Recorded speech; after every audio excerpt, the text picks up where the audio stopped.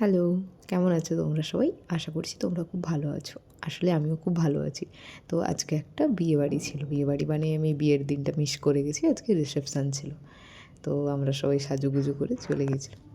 তো গেটের সামনেই যেহেতু স্টলগুলো বসেছিল, আমরা গিয়ে প্রথমে আগে স্টলে চলে গেলাম।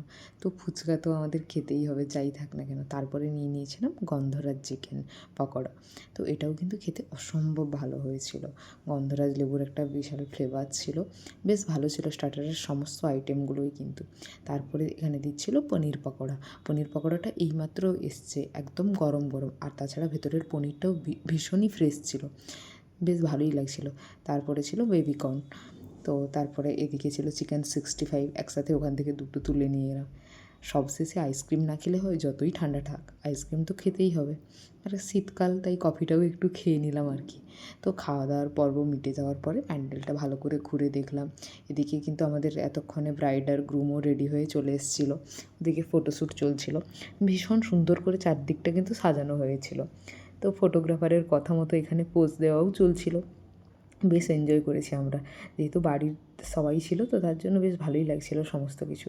তো সব কিছু শেষ করে আমরা চলে গিয়েছিলাম ভাতের ওখানে, খাওয়ার ওখানে। তো ওখানে গিয়ে বসে পড়েছি। তো প্রথমে ফ্রাইড রাইস ছিল, আর তার সাথে স্যালাড, আর তার সাথে ছিল চিকেন কষা। তো সেই মতো আমরা শুরু করে ফেলেছি। অ্যাকচুয়ালি ওয়েট করছিলাম আমাদের শো স্টপার মাটনের জন্য। তো যাই হোক, চলো খাওয়া যাক। আজকের দিনটা কিন্তু বেশ ভালো কেটেছে।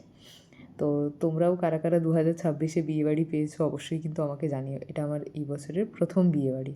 তো এদিকে সাদা ভাত, বেগুনি, তার সাথে গন্ধরাজ লেবু দিয়েছিল, কিন্তু আমি ব্যর্থ হয়েছি, লেবুটা নিচড়াতে পারিনি, এতটাই শক্ত ছিল। তার সাথে চলে এসছে মাছ, এটা পোনা মাছ ছিল। তো পোনা মাছের পরে চলে এসেছিলো মাটনটা।